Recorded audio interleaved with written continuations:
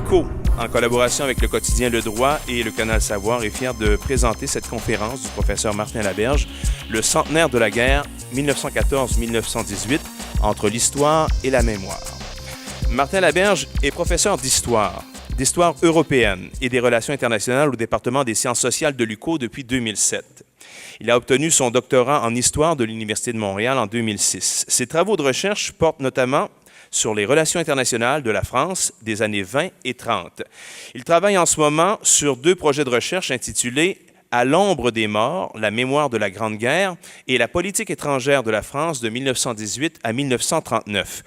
Son autre projet de recherche est « Défendre sa politique navale, la diplomatie publique de la France auprès du monde anglo-saxon 1919-1939. » Vous l'avez peut-être également entendu parce que depuis quelques années, il est co-animateur des émissions spéciales du Jour du souvenir à la Radio nationale de Radio-Canada, donc le 11 novembre. Je vous demande d'accueillir le conférencier de ce soir, le professeur Martin Laberge.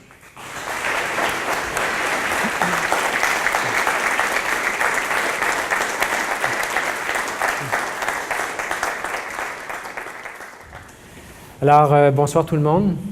J'aimerais, pour débuter, vous remercier d'être présent ici ce soir pour m'écouter vous parler de la guerre de 1914-1918.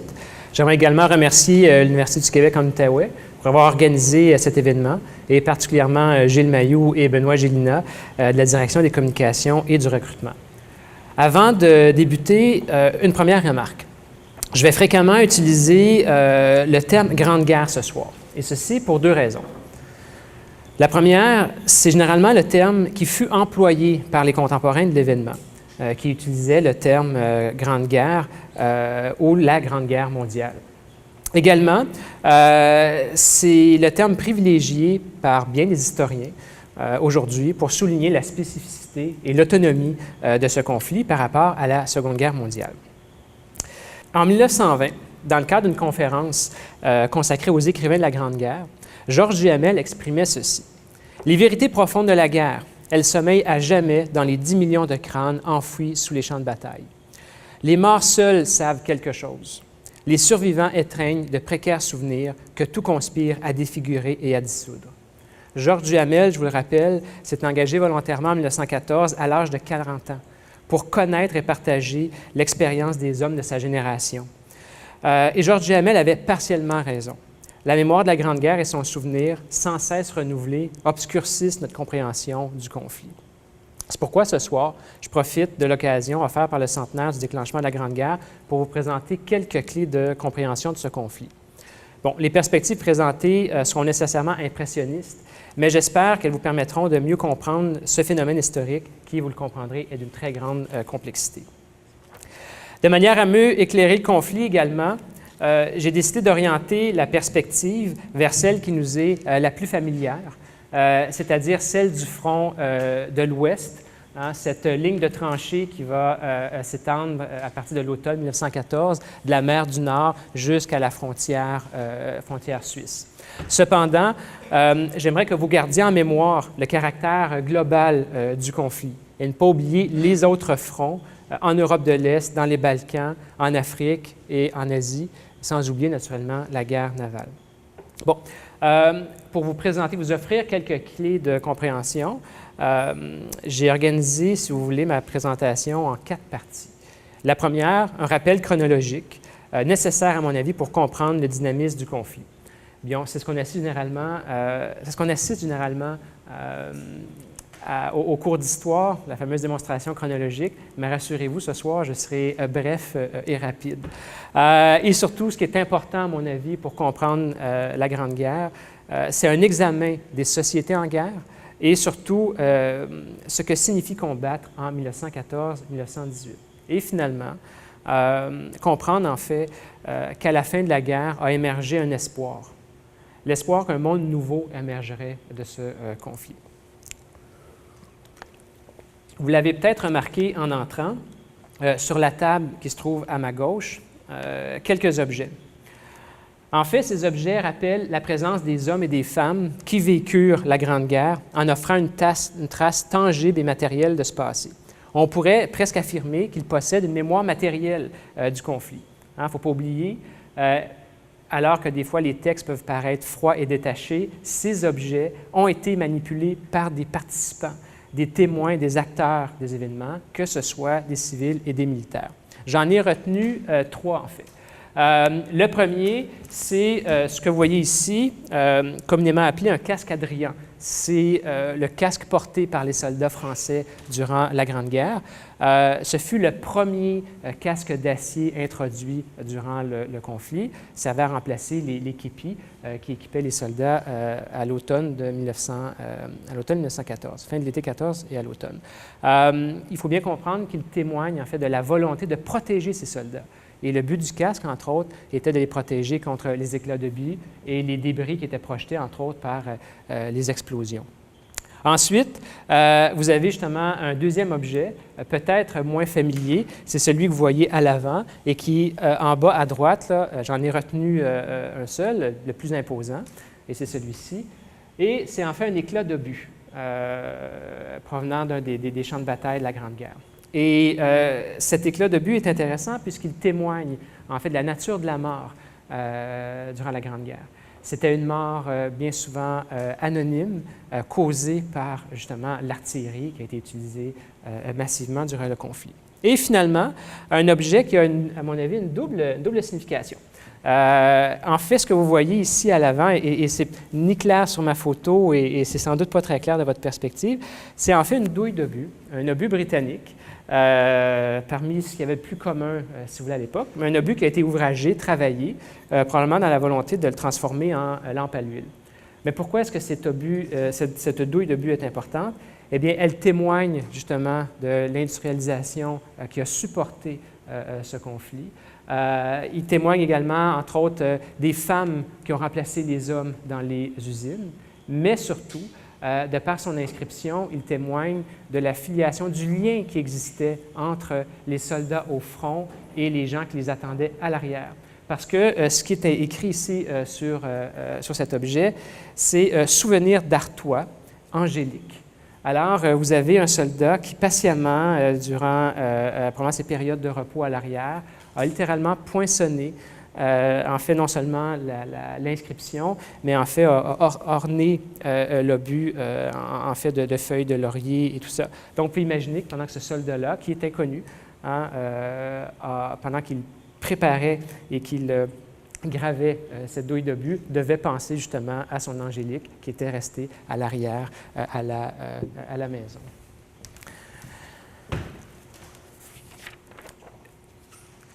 Et ce que j'aimerais que vous preniez en compte également, c'est que masqués derrière ces objets, on retrouve des sociétés qui étaient entièrement mobilisées derrière l'effort de guerre de leurs nations respectives. La Grande Guerre, faut-il le rappeler, fut une guerre de masse. Ce fut une guerre qui a mobilisé dans son ensemble 74 millions d'hommes et fit au-dessus de 9 millions de morts. Au moins le tiers de ceux-ci ont physiquement disparu, on n'a pas pu les retrouver ou les identifier. C'est une guerre qui a fait 21 millions de blessés et au-dessus de 7 millions de prisonniers de guerre. Bon, c'est des chiffres qui sont imposants, c'est des chiffres qui peuvent, de par leur importance, qui sont abstraits, mais pour mieux saisir la nature des pertes, les voici ventilés par jour de guerre. Et j'ai retenu en fait que les 3 plus importantes puissances sur le front occidental, sur le front de l'Ouest, ainsi de 14 à 18. Considérez que c'est 457 soldats que la Grande-Bretagne et son empire perdent par jour. Dans le cas de la France, c'est 900 morts en moyenne par jour de conflit. Et pour l'Allemagne, c'est 1300 morts par jour de conflit. Globalement, c'est 50 % de la population masculine européenne en âge de porter des armes qui participa au conflit. Par exemple, si on prend le cas de la France et de l'Allemagne, 80 % des hommes âgés de 15 à 59 ans ont été mobilisés. Alors voilà la partie chronologie. La Grande Guerre est souvent perçue de manière statique. Souvenir sans doute accentué par la place occupée par l'image des tranchées dans la mémoire collective du conflit. Pourtant, malgré l'apparente stabilisation du front à l'automne 1914, il est possible d'identifier, de comprendre en fait, et de saisir tout le dynamisme, la transformation et surtout, d'une certaine façon, le mouvement qui va animer la Grande Guerre. De manière justement impressionniste, j'ai retenu en fait à gauche à quoi ressemblaient les armées et les tranchées à l'automne 1914. Et vous avez ici une première tranchée, vous constaterez, rudimentaire française, alors qu'en bas, vous avez une première tranchée allemande, alors qu'à droite, j'ai pris l'année 1916 là, comme étalon, bien, vous avez en haut des soldats canadiens-français qui sont dans une tranchée probablement dans la Somme, et vous avez également en bas des soldats français dans des tranchées de première ligne. Je ne sais pas si vous le remarquez, mais l'évolution qui s'est opérée entre les deux. Et on le voit déjà en 1916, comment le réseau de tranchées sont mieux organisés, et on le verra plus tard, vont se sophistiquer en cours de route. Également, j'aimerais vous le rappeler, la Grande Guerre est essentiellement, en fait, de 1914 à 1916, la Grande Guerre est essentiellement franco-allemande. En 1914, les Britanniques envoient 80 000 hommes sur le continent européen, alors que la France et l'Allemagne mobilisent déjà des millions d'individus. Et ce ne sera qu'en 1916 que les Britanniques et leur empire réussiront, en introduisant la conscription, à organiser des armées qui étaient comparables à ce qu'ont pu mettre sur le champ de bataille la France et l'Allemagne. Je ne commenterai pas en détail, le temps nous étant compté, mais j'aimerais juste que vous regardiez et que vous conserviez ne serait-ce qu'une impression générale du conflit. Et il faut voir et bien se rappeler qu'au début, à l'automne 1914, celui-ci, il est dynamique. Et les armées, vous avez des millions d'individus qui se déplacent en fait dans le nord-est de la France et en Belgique. Le front va se stabiliser à la fin de 1914, au début de 1915, pour prendre un peu, si vous voulez, l'image que l'on associe généralement à la Grande Guerre, c'est-à-dire cette longue tranchée, en fait, cette longue frontière fortifiée qui va opposer de part et d'autre des millions d'individus. C'est le début de la guerre de siège. Les deux armées vont essayer de rompre les défenses adverses. Mais déjà en 1917 et en 1918, le front va se remettre à bouger. Naturellement, ce ne sera pas comparable à ce qu'on connaîtra plus tard, par exemple durant la Seconde Guerre mondiale, mais on essaiera de comprendre ce soir pourquoi justement c'était si difficile de briser cette ligne de front. Avec le recul, la nature de l'engagement des sociétés européennes pourrait surprendre. Toutefois, il faut rappeler l'investissement moral et émotif des populations européennes dans l'effort de guerre. Ainsi, l'acceptation de la guerre, qui devait être courte en 1914, va se substituer en acceptation d'une guerre longue à la fin de 1915. C'est ce que les historiens appellent le consentement des populations à l'égard du conflit. Bon, sans exposer les origines de la guerre, il faut rappeler certains éléments clés. En 1914, la guerre, c'est-à-dire l'usage de la force comme outil diplomatique, est un choix légitime et accepté par les populations et utilisé, vous le savez, par les décideurs. Il ne faut pas oublier qu'en France et en Allemagne, le service militaire obligatoire avait préparé les esprits. Et en Grande-Bretagne, et également ses dominions, les valeurs militaires exprimées par les nombreuses milices locales qui foisonnent étaient partagées par une part non négligeable de la petite et de la moyenne bourgeoisie. Il ne faut pas oublier également, les États en guerre considèrent tous qu'ils mènent une guerre défensive face à un adversaire qui les menace, à la fois en termes physiques, mais également en termes moraux. Le cas de la France est exemplaire à ce sujet. Pour la France, entre autres, il faut libérer la dizaine de départements qui sont physiquement envahis par l'ennemi allemand. Également, il faut briser le mythe d'un départ à la guerre, la fleur au fusil.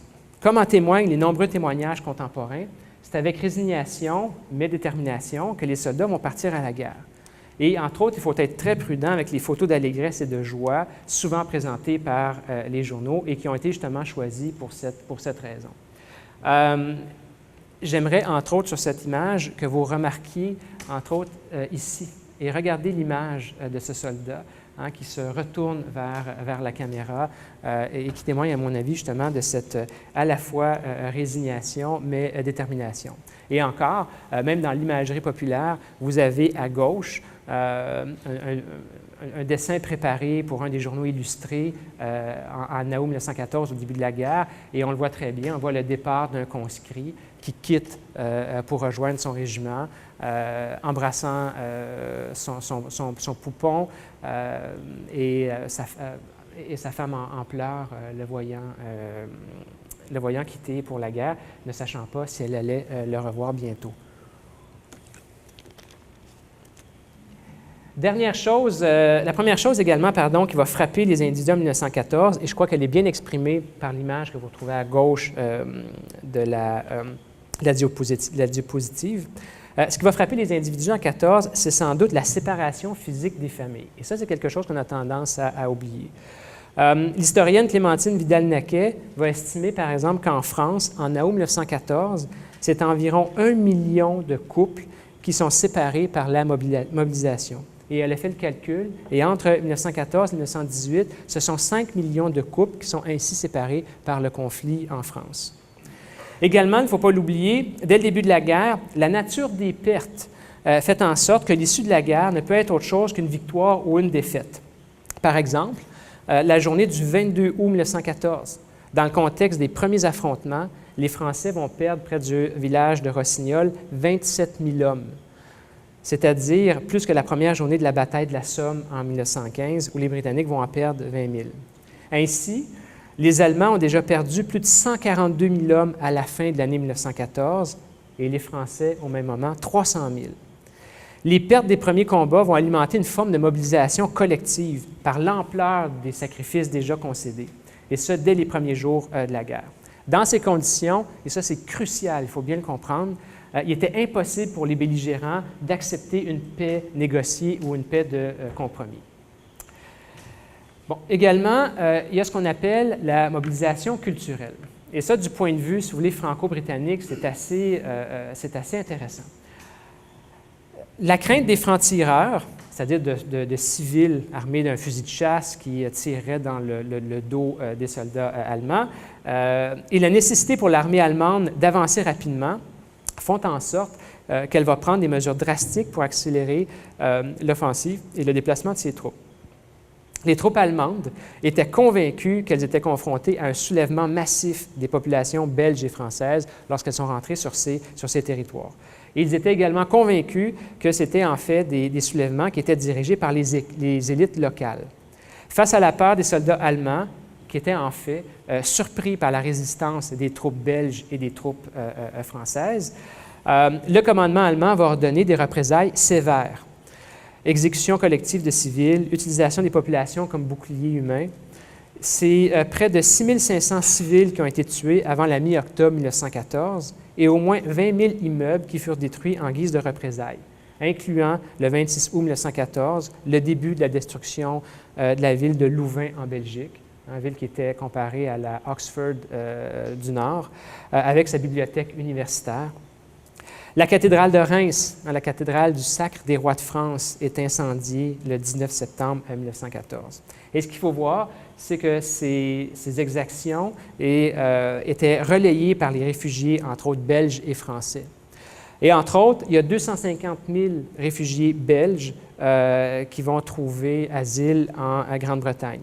Entre autres, Georges Vanier, celui qui deviendra gouverneur général du Canada, celui qui a donné le nom à une rue tout près de Aylmer, celui qui a donné un nom à un quartier d'Ottawa, va justifier son engagement et son enrôlement volontaire au nom de cette défense de la civilisation. Et même, anecdote intéressante pour les amateurs d'Agatha Christie, mais son fameux personnage d'Hercule Poirot, était basé en fait sur un réfugié belge qu'elle a rencontré durant la guerre. Bon, par la suite, il ne faut pas l'oublier également, les conditions d'occupation seront très dures dans les départements français et belges, entre autres avec de nombreuses réquisitions, des déplacements de population.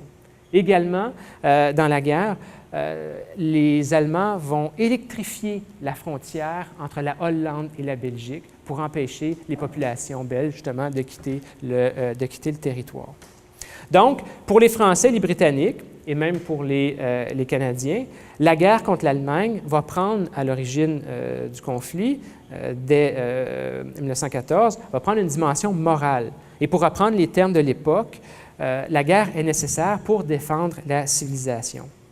Il ne faut pas oublier également la pression sociale pour s'engager.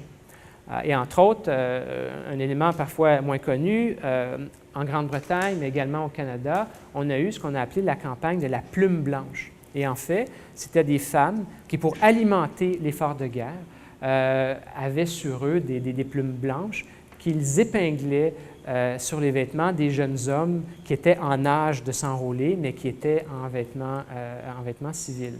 Et plus souvent qu'autrement, elle le faisait publiquement, justement pour humilier ces jeunes hommes et les inciter à s'enrôler.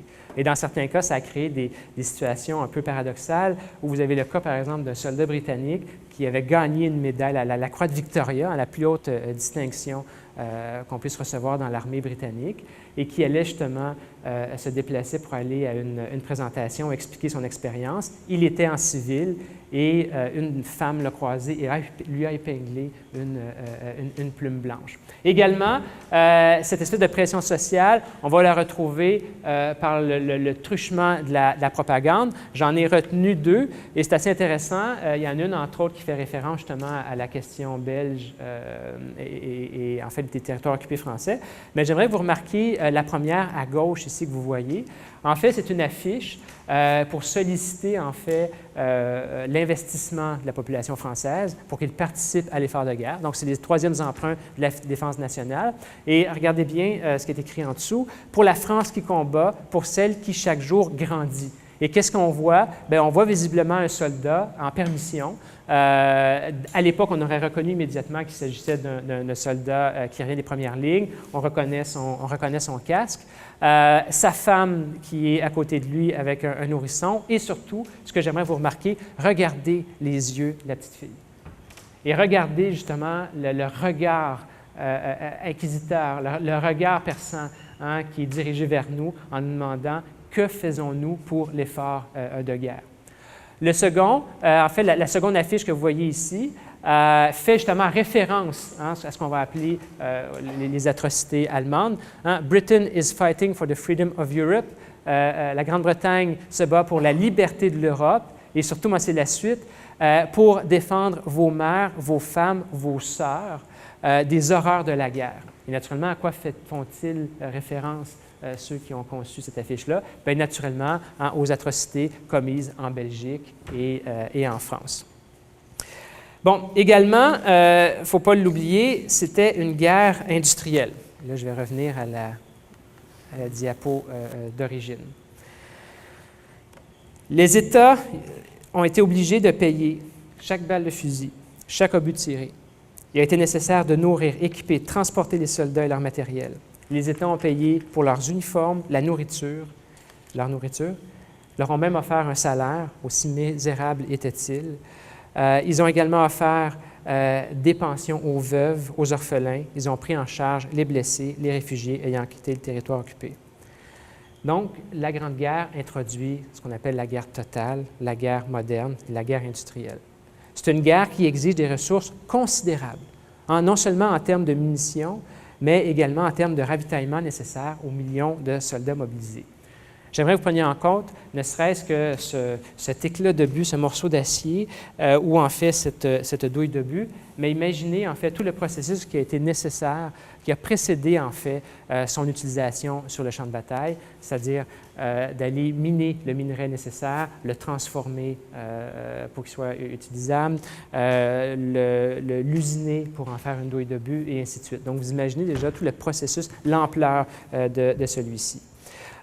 C'est encore plus frappant lorsqu'on mesure, en fait, on essaie de quantifier ce que signifie la guerre industrielle. À titre d'exemple, les Britanniques ont tiré environ 1,5 million d'obus dans les 5 jours qui ont précédé la première journée de la bataille de la Somme, le 1er juillet 1916. Au même moment, les Français utilisent à Verdun en moyenne 140 000 obus d'artillerie lourde par jour. Et ça, ce sont des obus qui sont plus gros que celui-ci. Celui-ci, on n'a pas comptabilisé les obus de plus petit calibre. Et c'est bien intéressant aussi de réaliser, on rappelle souvent qu'en 1914, les États étaient convaincus que la guerre serait courte. Mais en fait, ils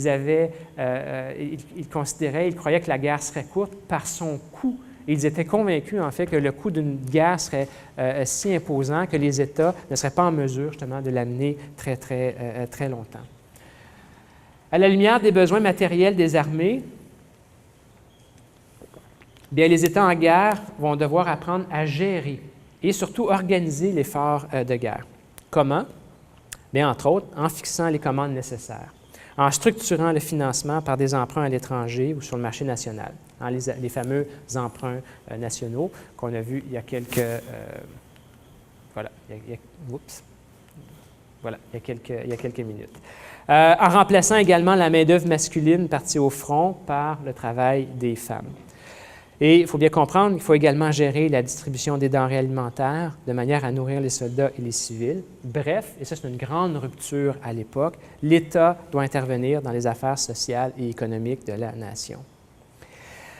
Dans un contexte où l'ensemble de la population est mobilisée, la fin de l'année 1916 va apparaître comme un moment charnière. Et ces deux images-là sont assez intéressantes à ce titre. Les populations civiles, comme les soldats, fatiguent. Les sociétés européennes, à la fin de 1916, sont fatiguées de la guerre, commencent à être véritablement épuisées. En fait, ils fatiguent du travail, des réquisitions, du manque de nourriture, mais également des morts. C'est à ce moment que la propagande va se faire la plus criante et va intervenir, entre autres, en France et en Grande-Bretagne. Bon, également de manière parallèle en Allemagne, mais dans des formes différentes. Ce qui est bien important de comprendre, c'est le caractère particulier que va prendre la propagande durant la Grande Guerre, puis telle qu'elle va s'exprimer, entre autres, en France et en Grande-Bretagne. La propagande sert avant tout à maintenir l'effort de guerre et à remobiliser la population. C'est sans doute un élément déterminant dans la victoire des Alliés, puisque l'Allemagne ne fut pas en mesure de convaincre et de mobiliser sa population dans des termes comparables à ce qui a été fait en France et en Grande-Bretagne. C'est ce qu'on remarque au printemps 1918, alors que les troupes allemandes commencent à se rendre en grand nombre et entre autres que de nombreux soldats qui vont traîner dans les gares pour éviter de remonter au front. Et ça peut surprendre avec le recul, puisqu'on a l'impression que déjà il y a une propagande, il y a un contrôle de l'information qui s'est imposé durant la Grande Guerre, mais la réalité est beaucoup plus nuancée. Et je vous citerai un exemple parmi, à mon avis, très intéressant.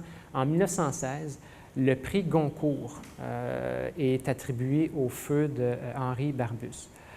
Et si le sujet vous intéresse, si vous ne l'avez pas déjà fait, je vous invite à lire ce roman, qui est basé en fait sur les carnets qu'a tenu Barbusse dans son passage au front en 1914-1915.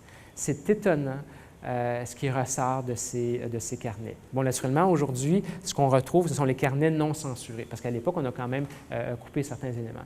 Mais c'est quand même surprenant de voir néanmoins tout ce qui a réussi à passer au travers de la censure. Et essentiellement, ce qu'on constate, c'est le fait suivant, c'est que du moment où vous ne tenez pas des propos défaitistes et du moment où vous ne divulguez pas de secrets militaires, il y avait en France et en Grande-Bretagne, en fait, une très grande liberté de parole. Bon, ce qui nous mène, si vous voulez, à la deuxième perspective. Parce que, entre autres, l'effort des populations civiles, le consentement qu'ils avaient, si vous voulez, à l'endroit des combats amenés, menait à une chose, c'était au combat. Et c'était, en fait, le combat sur le champ de bataille. Bon, l'imaginaire collectif présente généralement une image stéréotypée des assauts d'infanterie de la Grande Guerre. Bon, pour ne pas les nommer, mais on va le faire quand même, je pense entre autres au film Un long dimanche de fiançailles, ou encore celui qui est représentatif de tout ça, le film de Stanley Kubrick, Les Sentiers de la gloire. Donc, vous avez une image d'assaut où l'infanterie monte inutilement à l'assaut des tranchées adverses, baïonnette au fusil, pour inexorablement se faire faucher par les mitrailleuses ou l'artillerie adverse. Bon, je vous avoue qu'aujourd'hui, cette représentation s'explique surtout par une forme de convention cinématographique. C'est une image qui est valable pour les Français, les Britanniques et les Allemands au début de la guerre, mais ce ne l'est plus à partir de la fin de l'été 1915. En fait, face aux échecs répétés des premières offensives, les belligérants vont modifier leur façon de faire la guerre. Et il y a une forme d'apprentissage qui s'installe. La guerre de masse, ce qui était la Grande Guerre, est une mort anonyme. Généralement, c'est une mort qui est portée par l'artillerie, donc des canons qui tirent au-delà de la ligne des crêtes, qu'on ne voit pas. Généralement, on ne fait qu'entendre l'obus qui va tomber sur les soldats. C'est une mort, généralement, qui est portée également, on va le voir, par un nouvel outil, par un outil industriel de la guerre, par la mitrailleuse. Et essentiellement, 80% des pertes sont causées par les mitrailleuses et surtout par l'artillerie. Il ne faut pas l'oublier également, le champ de bataille réunit des millions de soldats qui utilisent une série de nouveaux outils qui n'ont jamais été utilisés à grande échelle auparavant et qui, naturellement, va amplifier leur travail de destruction. Naturellement, la science et l'industrie vont être mis au profit de l'effort de guerre. Hein? Un des éléments, entre autres, très représentatifs de la Grande Guerre, c'est l'introduction des gaz, les fameux gaz de combat. Les gaz de combat n'ont pas fait autant de morts qu'espéré, si vous voulez, par les utilisateurs. En fait, ils n'étaient peut-être pas aussi létals qu'on pourrait le laisser croire, mais ils avaient surtout une fonction très importante, c'est une fonction incapacitante. Et souvent, les gaz étaient utilisés pour harceler l'artillerie adverse, puisque ça obligeait, entre autres, les servants d'artillerie, de canon, à porter leur masque. Alors, imaginez essayer de travailler, manipuler des obus très lourds avec un masque sur la tête, avec les lunettes qui s'embuent et tout ça. Également, représentatif de cette guerre-là, c'est l'artillerie. Une artillerie qui s'est modernisée à la fin du 19e siècle. Une artillerie qui peut tirer rapidement et est extrêmement précise. Elle va être déployée, en fait, massivement sur le front ouest. Et en fait, on va assister à un phénomène assez intéressant durant la guerre, c'est qu'en fait, le calibre de l'artillerie utilisée va aller en croissant, en augmentant durant la guerre. Et surtout, à mon avis, ce qui représente bien, si vous voulez, l'industrialisation de la guerre, c'est cet objet. C'est la fameuse mitrailleuse. Essentiellement, qu'est-ce que c'est une mitrailleuse? Une mitrailleuse, c'est une machine-outil. Hein? L'industrialisation, un de ses grands principes, c'est d'introduire sur le plancher d'un atelier une machine-outil. Et une machine-outil, qu'est-ce que ça fait? Ça multiplie le travail d'un seul individu. Donc, plutôt qu'un cordonnier puisse fabriquer une paire de chaussures à l'heure, dans une usine, grâce à des machines-outils, qu'est-ce qui va arriver? L'ouvrier va pouvoir produire en une heure plusieurs dizaines, en fait, de chaussures. Essentiellement, ce que vous voyez là, c'est la même chose. C'est que vous avez une machine-outil, en l'occurrence la mitrailleuse, qui, une fois installée, positionnée, ajustée, hein, vous voyez les séries de molettes là, pour bien l'ajuster. Une fois que celle-ci est ajustée, tout ce qu'il suffit d'avoir, c'est-à-dire un servant, quelqu'un qui est capable de la manipuler, de la fournir, si vous voulez, si vous me permettez cette mauvaise expression, en matière première, c'est de l'alimenter en munitions, et celle-ci peut tirer de manière presque indéfinie. Hein, par exemple, les mitrailleuses britanniques qui étaient refroidies à l'eau, comme les mitrailleuses allemandes, pouvaient tirer, du moment où on les alimentait en eau pour refroidir leurs canons, ils pouvaient tirer une journée entière. L'autre élément aussi qu'il faut bien mesurer et bien saisir, c'est l'ampleur des destructions. Les destructions humaines sont marquées, mais ce qui va également frapper les contemporains à l'époque, c'est les destructions physiques.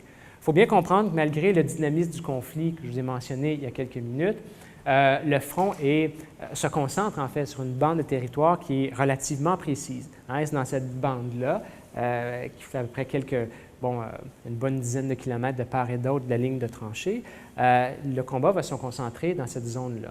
Et en fait, la technologie va amener une destruction inédite dans l'histoire de l'humanité. Et j'ai pris un exemple qui est peut-être connu un peu pour nous les Canadiens. C'est le cas de la ville de Passchendaele en Belgique. Ce que vous voyez là, c'est une photo aérienne. une photo aérienne de la ville en juin 1917, avant le début de l'offensive. Et ce que vous voyez sur la carte, ce sont les champs. Vous voyez bien le tracé de ceux-ci. On imagine les haies, les clôtures de pierre qui forment les terrains et les champs. Et vous avez en haut, ici au centre, la ville, avec la cathédrale qui s'y trouve. Alors là, vous avez la ville encore en bas ici, au début de la bataille.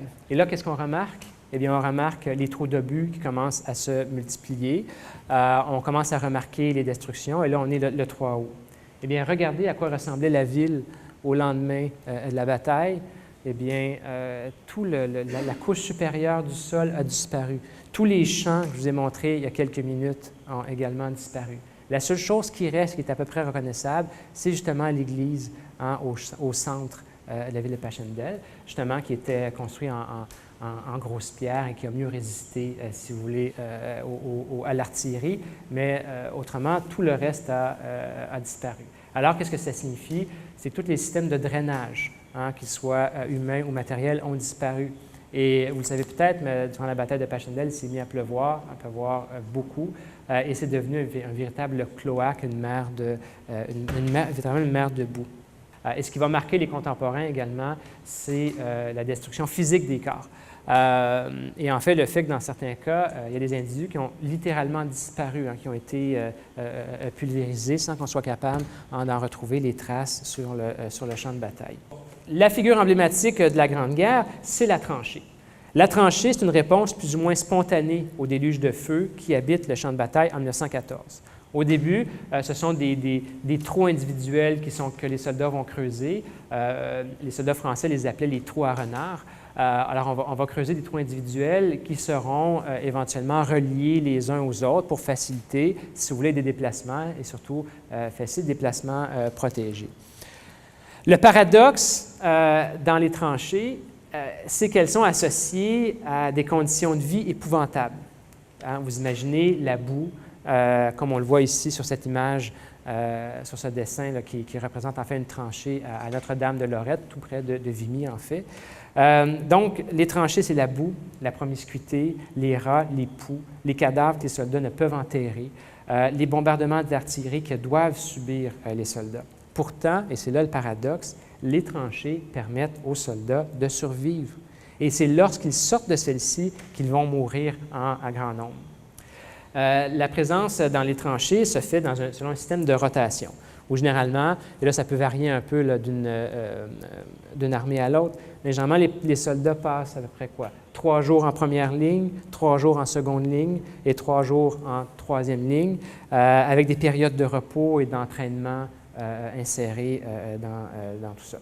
Avant 1914, la principale origine de la mort des soldats n'était pas nécessairement le combat, mais en fait les épidémies et les maladies contractées par ces hommes qui plus souvent venaient de la campagne et se retrouvaient soudainement ensemble dans les camps et dans les régiments. Et c'était la première cause de décès. Mais en fait, la Première Guerre mondiale va renverser cette perspective et en fait, les morts à partir de 1914 seront le résultat des combats.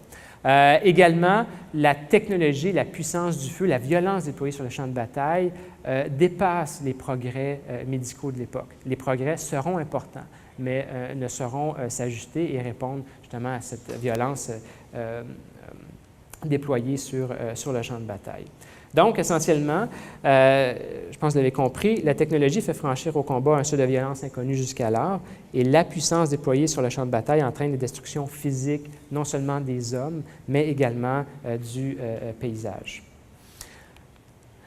C'est ce qui explique, entre autres, le nombre des morts et la place importante de ces disparus sur le champ de bataille. Je vous le rappelle, on retrouve encore aujourd'hui des corps sur le champ de bataille et en moyenne, on en retrouve là, toujours au moins presque une dizaine par année dans la région des anciens champs de bataille, en Belgique et en France. En fait, la technologie favorisait la défensive et explique la difficulté de prendre d'assaut les lignes successives de tranchées. Puis, entre autres, c'est ce qui explique la lenteur de la progression et le prix humain que durent payer les armées alliées pour libérer, si vous voulez, la Belgique et la France. Malgré les apparences, malgré la boue, les systèmes de tranchées, en fait, étaient très, très sophistiqués. D'une certaine façon, pour vous faire une image, ça s'apparente un peu à une espèce de brise-lame qu'on installe dans les ports. Donc, un brise-lame, c'est quoi? C'est pour briser les vagues qui viennent frapper les jetées. Bien, les tranchées ont le même objectif, c'est-à-dire de briser les assauts qui sont montés contre celles-ci. Donc, essentiellement, c'est une vaste guerre de siège qui s'installe le long de plus de 700 km de tranchées de la mer du Nord jusqu'à la frontière suisse. Et j'aimerais vous faire comprendre un peu toute cette notion-là, ne serait-ce que regarder ici un petit exemple sur la Somme, à voir à quoi ressemblait, entre autres, une petite section de tranchées à la ferme de Falfemont. Et là, vous avez ici un point fortifié. Vous avez ici toute la série de tranchées qui est creusée de manière irrégulière. Malgré peut-être ce que vous avez pu voir sur, si vous avez vu le documentaire Apocalypse, il n'y avait pas de machine à grande échelle. Là. Il y a eu des essais, mais il n'y a pas de machine qui permettait de creuser véritablement les tranchées. Ça s'est fait à la sueur des soldats. Mais surtout, j'aimerais vous présenter cette image. Courcelette vous dit peut-être quelque chose. Hein, c'est pour nous qui sommes dans la région de Gatineau, c'est le petit bout de rue qui mène au Palais des Congrès au centre-ville. Mais la Courcelette fait référence à la prise d'une ville, d'un village en fait, par les troupes canadiennes à l'automne 1916, à la fin de la bataille de la Somme. Alors, ce que vous voyez sur cette image, imaginez vous êtes positionné sur la crête de Pozières, point de départ de l'assaut. Vous regardez vers le nord et en fait, votre objectif, c'est le village que vous voyez ici, mais c'est également une ligne de tranchée que l'on ne voit pas ici. Et imaginez-vous qu'il y en a une autre derrière, vous avez une autre crête ici, vous avez une deuxième tranchée là-bas, ce qu'on appellera la tranchée de Regina. Prendre d'assaut les tranchées adverses, c'est quelque chose d'extrêmement complexe. C'est quelque chose qui demande une logistique considérable. Si on prend l'exemple, encore une fois, de la bataille de la Somme, la préparation de l'offensive qui a débuté le 1er juillet 1916 a pris 6 mois. Dans le seul secteur britannique, ce sont 1500 canons qui sont amenés dans la zone, 80 000 km de câbles de communication qui sont installés.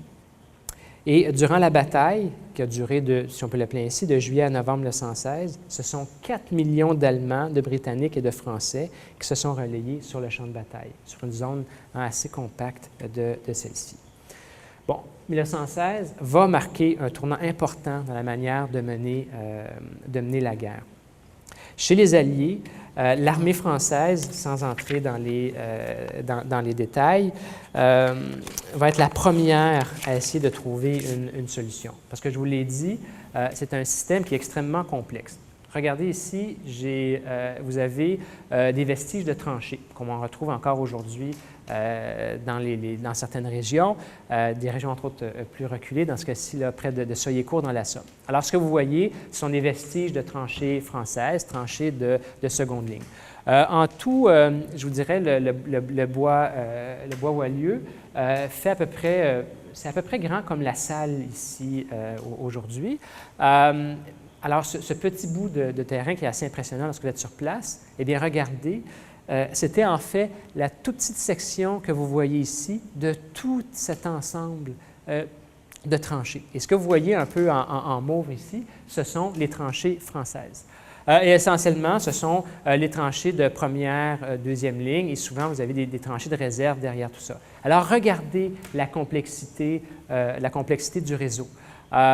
Et ça, en fait, vous le voyez ici en bas, on en a une toute petite partie sur cette carte tirée du journal Le Marche officiel d'un des bataillons français qui a participé à la bataille de la Somme. Et vous avez une petite indication également de la complexité des tranchées allemandes que vous retrouvez ici. Donc, j'espère que ça vous permet de comprendre un peu la nature de l'entreprise et ce que ça signifiait monter à l'assaut à l'époque. Et ça, vous le voyez, c'est une petite section de l'ensemble du front. Et quand on multiplie tout ce réseau-là, de la mer du Nord jusqu'à la Suisse, bien, ce sont plusieurs dizaines de milliers de kilomètres de tranchées qui vont être en fait creusés. Et en fait, le réseau était souvent si complexe qu'il n'était pas rare de voir des unités se perdre dans le réseau de tranchées. Donc, je vous disais que 1916, ça marque un tournant important dans la manière de mener la guerre. Chez les Alliés, l'armée française sera la première à proposer une série de réponses aux défis posés par les combats de la Grande Guerre. Les succès qui seront d'une part obtenus par les Français à Verdun, lorsqu'ils vont repousser l'offensive allemande. Les succès également que les Français vont obtenir dans la Somme offrent un exemple, si vous voulez, de cette transformation. Et transformation qui va s'expliquer par plusieurs facteurs. Et c'est assez intéressant parce que ce sont des facteurs qui seront standardisés par la suite. Par exemple, pour ceux que ça intéresserait, vous avez ici à Ottawa, aux archives, Bibliothèque et Archives Canada, vous avez naturellement les documents, entre autres, de l'armée canadienne. Entre autres, après 1916, les Canadiens vont particulièrement s'intéresser à la manière dont les Français ont reconquis Verdun. Alors, vous avez des officiers canadiens qui vont aller rencontrer les Français pour essayer d'apprendre ce qu'on commence à appeler, ou ce qu'on pourrait appeler la guerre moderne. Alors, que font-ils? Eh bien, essentiellement, c'est qu'on va briser justement, on va essayer de briser cette image chez vous, l'image d'Épinal qu'on va retrouver des assauts à la baïonnette en groupe compact. C'est en fait l'utilisation de soldats de plus en plus spécialisés. Je ne sais pas si vous remarquez, mais justement, ça témoigne également de façon de l'industrialisation du conflit, pas seulement dans les outils, pas seulement dans les armements utilisés, mais également dans les comportements, la manière de faire la guerre. Comme à l'usine, on va segmenter les tâches, si vous voulez, sur le champ de bataille. Donc, les soldats sont de plus en plus spécialisés. Ça va intégrer des troupes d'assaut, des fantassins, des grenadiers, des mitrailleurs, etc., qui vont être entraînés dans une progression flexible sur le champ de bataille en se protégeant mutuellement. Ça n'existe plus, les offensives en rang serré. Également, on va assister à une utilisation beaucoup plus sophistiquée de l'artillerie, avec, entre autres, l'introduction de barrages d'artillerie mouvants, avançant au rythme de l'infanterie ou protégeant les flancs qui étaient exposés. Donc, essentiellement, qu'est-ce que ça signifie? On va lancer un bombardement d'artillerie et celui-ci va littéralement bouger. Donc, vous avez un mur d'explosion ou d'éclat de but devant les soldats et généralement, ceux-ci le suivaient à une distance de plus ou moins 50 mètres. Et en fait, dans certains cas, cette distance, elle était beaucoup moindre. Et dans bien des cas, les soldats risquaient des pertes par tir ami plutôt que de laisser, je vous l'explique dans quelques minutes pourquoi, plutôt que de laisser, si vous voulez, ce roulement, ce barrage d'artillerie mouvant s'éloigner d'eux. Également, on va octroyer une certaine autonomie aux unités de combat et les sections de fantassins, c'est-à-dire qui regroupent une dizaine d'individus, vont être beaucoup plus autonomes et on va leur laisser la possibilité de faire certains choix tactiques en fonction de l'évolution de la situation. Donc, ils pourront prendre des choix sur le terrain en fonction de ce qu'ils constatent. Donc, pour reprendre et paraphraser le général Fayolle, et je cite, en paraphrasant, « J'attaque avec le plus grand soin, avec toute l'artillerie et le moins de soldats possible. » Et si vous me le permettez, j'aimerais vous montrer et vous expliquer comment fonctionnait généralement une offensive. Alors, premièrement, vous aviez un bombardement d'artillerie, plus ou moins long, pour forcer les défenseurs à se mettre à l'abri, à rentrer dans les abris qu'ils avaient construits dans les tranchées. Ensuite, vous aviez un tir d'artillerie roulant qui avance au rythme de l'infanterie. Rappelez-vous, l'infanterie le suit à peu près à 50 mètres derrière. Le but, et ça c'est ce qu'on a compris à la suite de la bataille de la Somme et à ce qu'on a appris également au moment de Verdun, il est impossible si vous voulez, de détruire et de tuer les adversaires qui se trouvent dans les tranchées adverses avec l'artillerie. Pendant la Somme, on a bombardé les lignes adverses pendant des jours et des jours. Il y a des soldats qui en sont devenus fous, mais néanmoins, lorsque les soldats britanniques sont sortis de leurs tranchées, la première journée de la bataille de la Somme, il y en a eu suffisamment de soldats allemands qui sont restés pour pouvoir les faucher en grand nombre. Rappelez-vous les 20 000 morts de la première journée. Alors, le but de l'artillerie par la suite, ce n'est plus de tuer l'adversaire, mais de les garder dans leurs abris, Et essentiellement, c'est de s'assurer que les soldats arrivent dans les tranchées avant que l'adversaire puisse sortir de ses abris. Par la suite, c'est ce qu'on va appeler le nettoyage. Donc, il s'agit d'une part soit de tuer les adversaires qui sortent, ou soit de les faire prisonniers si c'est possible. Et ça témoigne justement de ce que les historiens appellent la brutalisation du conflit. Parce que vous imaginez dans une tranchée très étroite, un fusil qui fait 1,5 mètre avec une baïonnette qui est en fait un outil très long, encombrant, n'est pas utile dans les tranchées. Alors les soldats vont avoir recours à des armes beaucoup plus maniables que vous voyez ici sur la diapo, que ce soit à droite, par exemple, des poignards de tranchée, ou à gauche, entre autres, une vitrine que l'on retrouve ici à Ottawa, au Musée canadien de la guerre, toutes sortes de massues et surtout l'utilisation de la grenade. Et donc, d'une certaine façon, certains historiens vont dire qu'il y a une espèce de régression du combat durant la Grande Guerre. On va retourner à la limite à des modes de combat, si vous voulez, primitifs. Mais ce n'est pas tout. Une fois qu'on avait réussi à pénétrer la tranchée adverse, et c'est ce qui explique pourquoi on voit souvent des images des soldats portant un lourd pactage, bien là, il s'agissait en fait de la réorganiser. Essentiellement, ce qu'il faut faire, c'est consolider la tranchée adverse, c'est-à-dire la rendre fonctionnelle avant l'inévitable contre-attaque. Et cette image-là, elle est fascinante. Parce que vous avez justement un soldat, vous avez des soldats britanniques qui dorment dans la tranchée. Vous voyez ce que c'est une tranchée de première ligne, une tranchée qui, vous voyez, imaginez à quel point c'est étroit. Et vous avez un soldat britannique ici qui monte la garde. Mais ce qui est intéressant derrière tout ça, c'est que regardez ici, vous avez une belle banquette justement pour permettre de s'élever et de tirer au-dessus de la tranchée. Mais il y a un soldat qui dort. Parce qu'essentiellement, ces soldats se trouvent dans une tranchée conquise aux Allemands. Et essentiellement, ce qu'il fallait faire, du moment où on rentrait dans cette tranchée-là, il fallait littéralement lui changer de direction. Et il fallait, pour permettre de voir, comme je dis, l'inévitable contre-attaque, c'était le plus rapidement possible de refaire une banquette de tir dans la tranchée. Et il y a un problème fondamental qui se présente ici. C'est que la tranchée, vous avez du côté ennemi, il y avait ce qu'on appelait le parapet, et à l'arrière, pour protéger les soldats qui se trouvaient, regardez ici, dans les abris que l'on devine, vous avez ce qu'on appelle le paradeau. Donc, le paradeau était toujours plus haut que le parapet. Et vous voyez comment celui-ci, il est embêté par le paradeau parce que celui-ci est plus haut que le parapet. Et naturellement, vous imaginez qu'est-ce qui risque de lui arriver s'il se pointe la tête au-dessus de la tranchée. Bon, mais il risque de devenir une des statistiques du conflit. Ce que j'aimerais que vous remarquiez également, c'est regarder ici sur cette portion de tranchée, c'est regarder ici, on voit très bien les éclats qui ont sans doute été causés au moment de l'attaque. Bon, peut-être probablement des éclats d'une grenade qui a été lancée dans la tranchée. Donc, c'est ce qui explique pourquoi les soldats montaient à l'assaut avec tout un pactage, des rouleaux de fer barbelés, des sacs de toile pour refaire des sacs de sable pour se protéger, parce qu'il était crucial de reconstruire les tranchées. Et dans bien des cas, ils n'avaient pas toujours la chance d'avoir une tranchée aussi bien organisée. Et ensuite, ce qu'on devait faire, c'était de faire avancer l'artillerie pour reproduire le processus, pour reprendre la prochaine crête et pour reprendre la prochaine ligne de tranchée. Durant la bataille de la Somme, les Allemands ont construit en reculant plus de 6 lignes de défensive. Donc, les Britanniques ont pris la première, deuxième ligne. Pendant ce temps-là, les Allemands construisaient des nouvelles lignes et ainsi de suite. Les morts de la première semaine de la guerre, qui s'accumulent par la suite, vont signifier pour les contemporains, et particulièrement en France et en Grande-Bretagne, la nécessité de la victoire.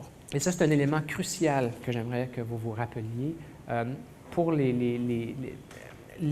de guerre de la population était justement orienté dans l'obtention de la victoire. Même si c'était mal exprimé, même si c'était pour une idée imprécise, la victoire était nécessaire. J'ai un collègue de l'Université de Montréal, Carl Bouchard, qui m'a transmis dernièrement une lettre extraordinaire. C'est à l'automne 1918. C'est une petite fille de 8 ans, Jeanne, qui écrit au président Wilson. Eh bien, ce qu'elle raconte, c'est le fait que depuis le début de la guerre, sa grand-mère ne souriait plus.